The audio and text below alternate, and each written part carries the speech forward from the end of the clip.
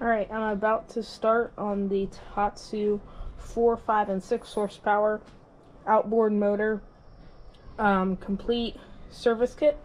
So you can treat this as a 1 year or 3 to 4 year, depending on how long you should think a impeller should be changed. But for this, you're going to need the impeller, the zinc anode, a 10mm socket and a 10mm wrench, a lower in-unit oil pump, some kind of oil pan, a oil funnel. I recommend paper towels and gloves to keep the mess down.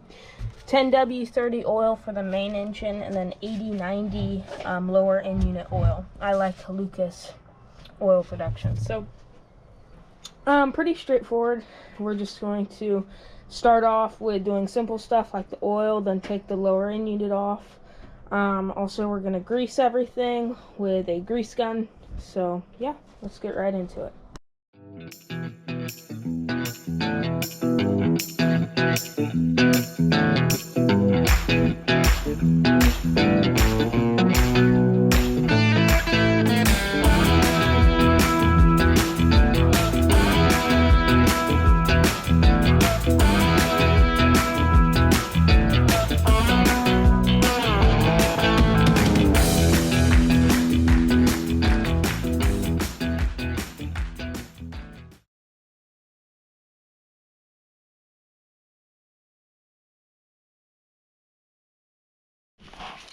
Alright, so I'm going to take off the top one here.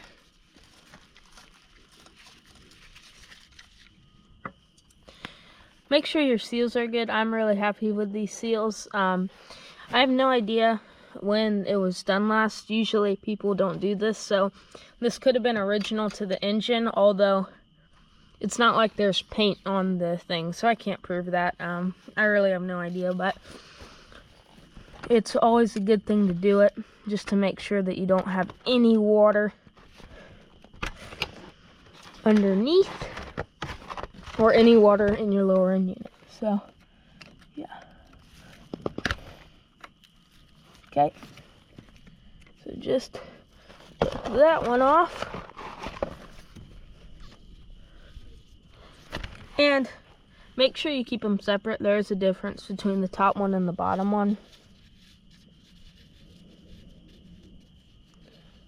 Alright.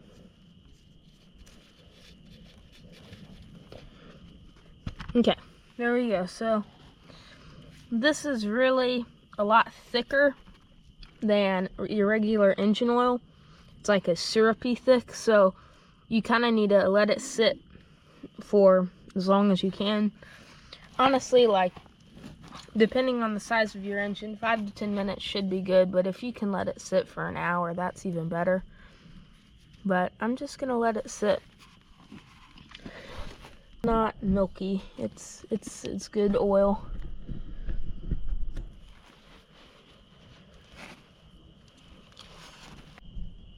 I also replaced the zinc here. So the old zinc was really bad and corroded, maybe like 40 to 50% corroded, so it's really good to just switch them out. I might not have needed to do it necessarily, but it's always good, you know, if I ever sailed the boat in really salt water, you know, it's brackish where we live, but if I took it, you know, out in salt water out in the ocean, it's good to have that on there.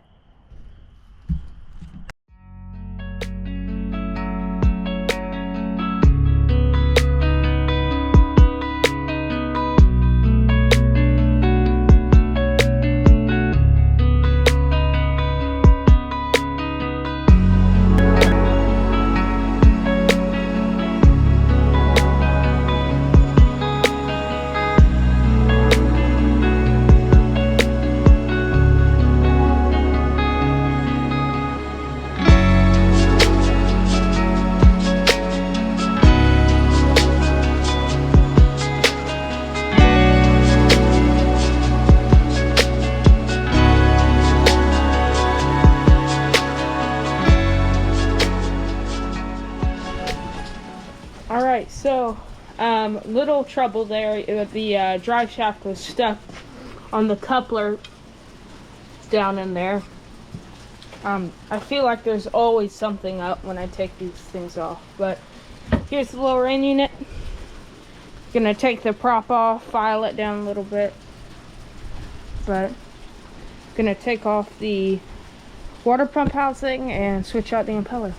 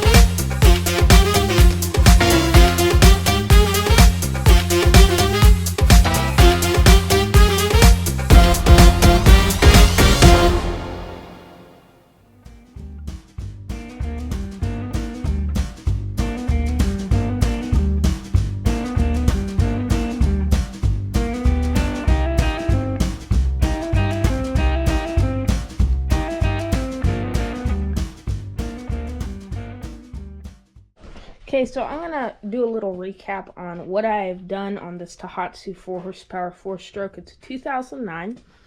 I bought it. The guy said it ran. If you guys remember, I did do the first fire. It started up great. I was super happy with it. But, you know, I definitely wanted to do everything to it because as far as I know, the impeller had never been replaced. Nothing had ever been replaced. I had no idea what had happened. You never know with these guys. I'm willing to bet that this engine only has like 2 to 5 hours on it, though. The boat really wasn't used that much, so. And obviously the boat's way older than the engine, so this was a pretty new repower on the boat. So down here, we did the zinc anode there, the impeller, which was kind of a pain. That went pretty far into the night. And by the time I was done with that, I didn't really want to explain it, so now I'm explaining it now. So yeah, I ended up just needing to align everything correctly. Lower end unit oil, which also the nut at the bottom got stripped, so I had to get a center punch. It's a great trick that I saw on YouTube somewhere, and you can just knock the side of that nut, pop that right open. And up here on the main engine, I did the main engine oil and the spark plug, you know, nothing too complicated. So, yeah, everything's good. Again, I'm not saying anything was wrong with the engine. The previous owner took great care of it. He had it in a garage, which I'm super, happy about. The oil just hadn't been changed in 2 years, and it wasn't really used, so I just wanted to get that stuff done, but I'm really happy with it. I also waxed the cowling. Here, there's some dust on it now, but like, look at that reflection. It looks really nice. So that's completed. I have an external tank that I'll put on the boat and hook up here.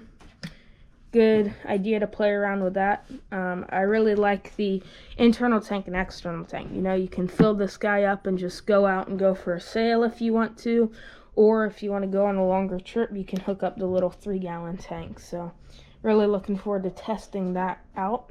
Also, I greased the 2 swivel brackets here, whatever you want to call them. There's 2 Zerk fittings, one right there and one right here. Made sure all the nuts and everything were good and greased because you never want stuff to be stiff. Also, another great space to grease these engines is right underneath the throttle, the tiller. There is a little, the tiller cable for acceleration is right there, and I just put some marine grease on that too. So, the engine is set, that is ready. The boat's set to go in the water. Really, the rest of the things that need to be done on the boat is just interior stuff, which is not structural or anything, and I can just do that while it's in the water. So I'm super happy with this. Alright, so the rudder is done. I finally ended up doing 4 coats of that Rust-Oleum primer and paint combo. It's a satin paint. I've had great results with it in the past. It works really well on metal. In fact, it's formulated to use on metal. So again, 4 coats of that. Turned out really well.